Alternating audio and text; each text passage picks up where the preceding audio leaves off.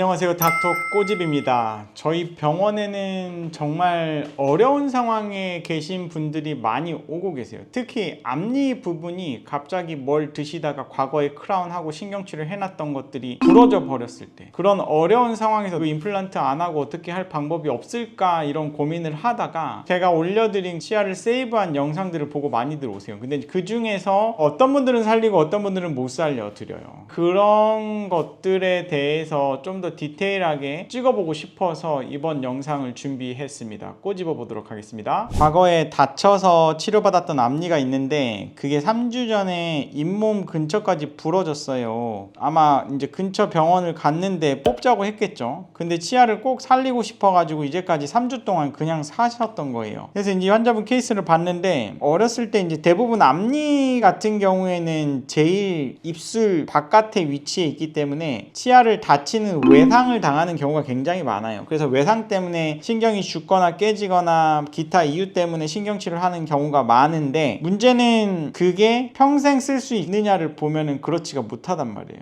근데 이게 느닷없이 부러진 경우에는 이거 어떡하지? 임플란트 해야 되나? 이런 고민이 있단 말이에요. 이 환자분 케이스를 보면은 진짜 잇몸이 여기에 있는데 잇몸 레벨 자체가 거의 저스트하게 부러졌어요. 그리고 우리 잇몸이라는 게 신기한 게, 이 옆에 있는 치아랑 실은 이 잇몸이 레벨이 비슷했을 거예요. 근데 여기가 치아가 이게 없어지니까 이 잇몸이 여기를 채워서 차고 들어오는 거죠. 그래서 잇몸 레벨도 여기가 맞지가 않았어요. 그래서 이제 환자분한테 말씀드린 거는, 환자분 일단은 여기가 오염이 됐기 때문에 신경치료하면서 이 길이를 한번 재보고, 이 길이가 너무 짧으면 이거를 뽑아 올려도 살릴 수가 없으니까 그때는 발치 임플란트를 가시고, 그게 아니면 제가 한번 살려보겠습니다 하고 말씀을 드린 거예요. 임시 재료를 제거하고 이런 데들 다 제거하고 혹시라도 금이 가 있는지 크랙이 있는지를 보는 거예요. 금이나 크랙 가 있으면 임플란트 가야 될 수밖에 없어요. 근데 그렇지가 않았단 말이에요. 그래서 이제 신경치료부터 먼저 해서 내부의 오염을 줄인 거죠.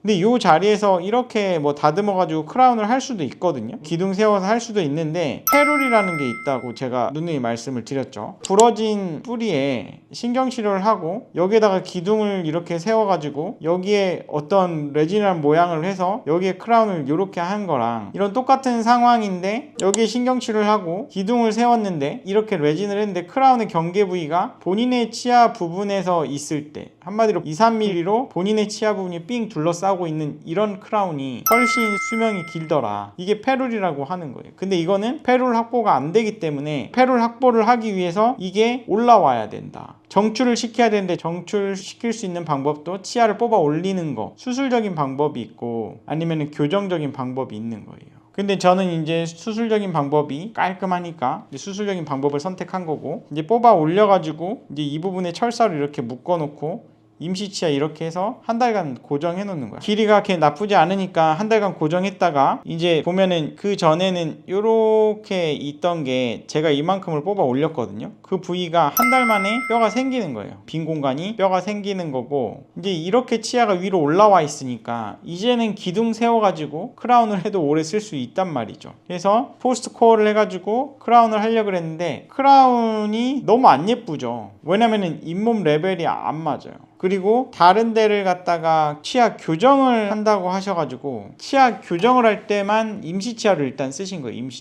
임시치아로 하고, 그 다음에 어느 정도 앞니 배열이 끝난 다음에 좌우 잇몸을 맞추기 위해서 잇몸 절개를 해서 잇몸을 똑같이 이렇게 맞춰준 거죠. 그리고 난 다음에 이거를 맞추고 난 다음에 치아 미백을 하면은 여기 색깔이 달라지기 때문에, 다른 치아를 밝게 하길 원하시면 미백을 먼저 하는 거예요, 순서가. 그 다음에 밝아진 색깔에 맞춰서 크라운을 진행하는 거죠. 치료가 완료가 됐어요.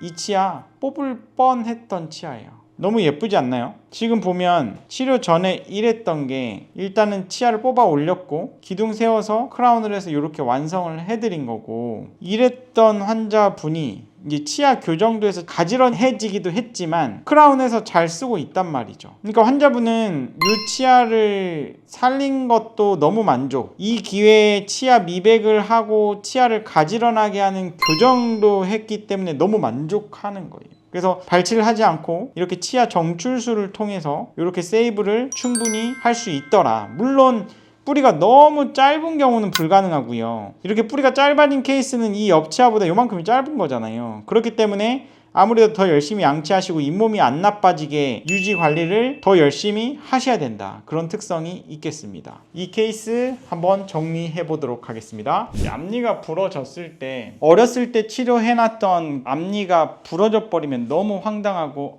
이제는 정말 임플란트인가 이럴 수밖에 없잖아요. 근데 중요한 거는 지금 앞니가 이렇게 똑각하고 부러졌을 때 크라운을 여기에 기둥을 세워가지고 머리 모양을 잘 만들어서 크라운을 이렇게 해줄 수도 있는데 본인의 치아 부분을 싸고 있는 부분이 중요한 거예요. 이 길이가 2-3mm는 본인의 치아로 둘러싸여 있는 게 강도나 파절 저항성이 훨씬 우수한 거예요. 그러니까 여기는 또 여기서 부러진단 말이에요. 근데 여기는 이 자리에서 부러지려고 할 때 이 부분에 본인 치아 부분 2-3mm가 버텨줄 수 있더라. 그래서 이 2-3mm를 확보해 주기 위해서 정출을 하는 거예요. 정출.